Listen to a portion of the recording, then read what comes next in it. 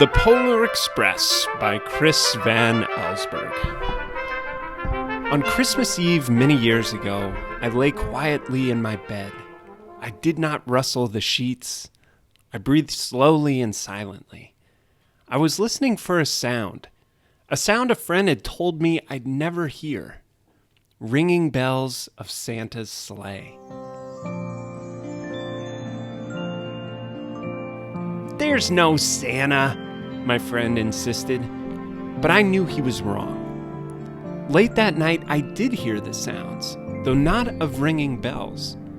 From outside came the sounds of hissing steam and squeaking metal. I looked through my window and saw a train standing perfectly still in front of my house. It was wrapped in an apron of steam. Snowflakes fell lightly around it. A conductor stood at the open door of one of the cars. He took a large pocket watch from his vest, then looked up at my window.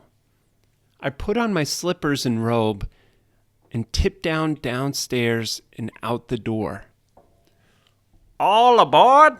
the conductor cried out. I ran up to him. "Well, are you coming?" Where? "Why, to the North Pole, of course. This is the Polar Express." I took his outstretched hand and he pulled me aboard. The train was filled with other children, all in their pajamas and nightgowns. We sang Christmas carols and ate candies with nougat centers as white as snow. We drank hot cocoa as thick and rich as melted chocolate bars. Outside, the lights of towns and villages flickered in the distance as the Polar Express raced northward. Soon, there were no more lights to be seen.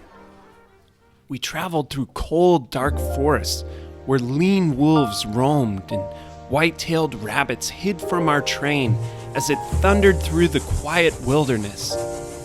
We climbed mountains so high it seemed as if we would scrape the moon. But the Polar Express never slowed down.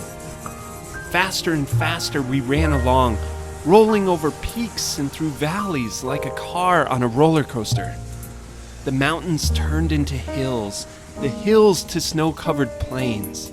We crossed a barren desert of ice, the great polar ice cap. Lights appeared in the distance. They looked like the lights of a strange ocean line sailing on a frozen sea. "There's the North Pole," said the conductor. The North Pole. It was a huge city standing alone at the top of the world, filled with factories where every Christmas toy was made. At first, we saw no elves. "They're gathering at the center of the city," the conductor told us. "That's where Santa will give the first gift of Christmas."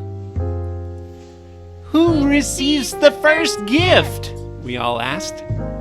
"He will choose one of you," Look, shouted one of the children. the elves.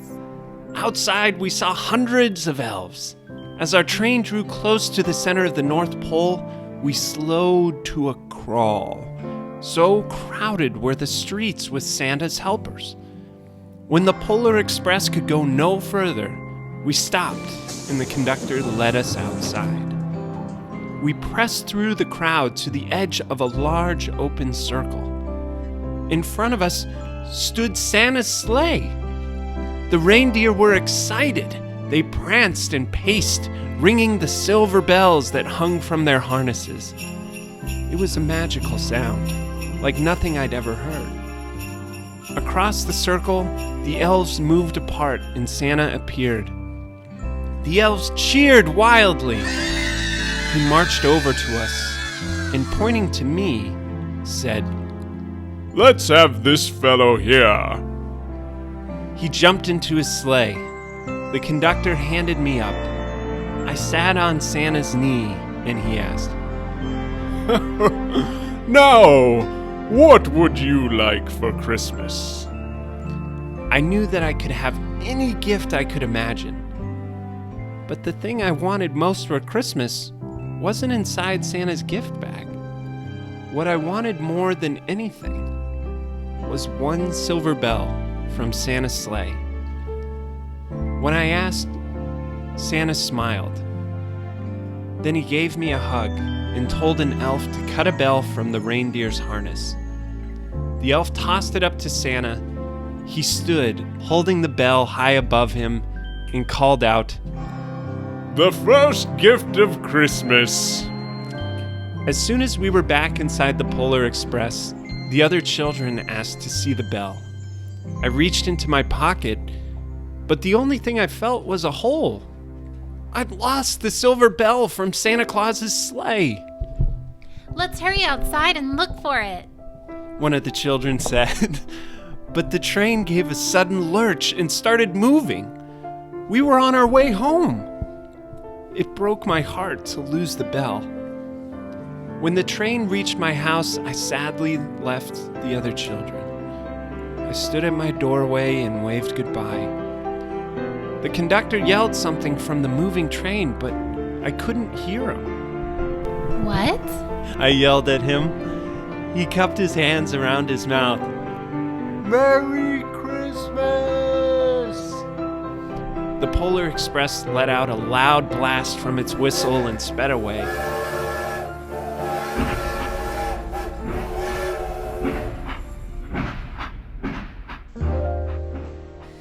On Christmas morning, my little sister, Sarah, and I opened our presents. When it looked as if everything had been unwrapped, Sarah found one last small box behind the tree. It had my name on it.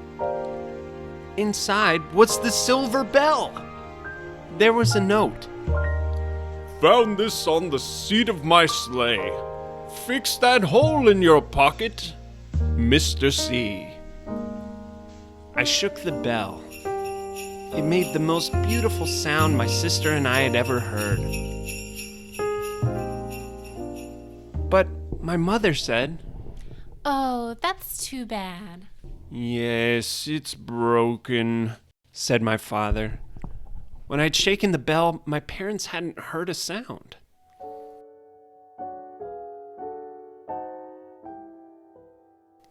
At one time, most of my friends could hear the bell. But as years passed, it fell silent for all of them. Even Sarah found one Christmas that she could no longer hear its sweet sound. Though I've grown old, the bell still rings for me, as it does for all who truly believe.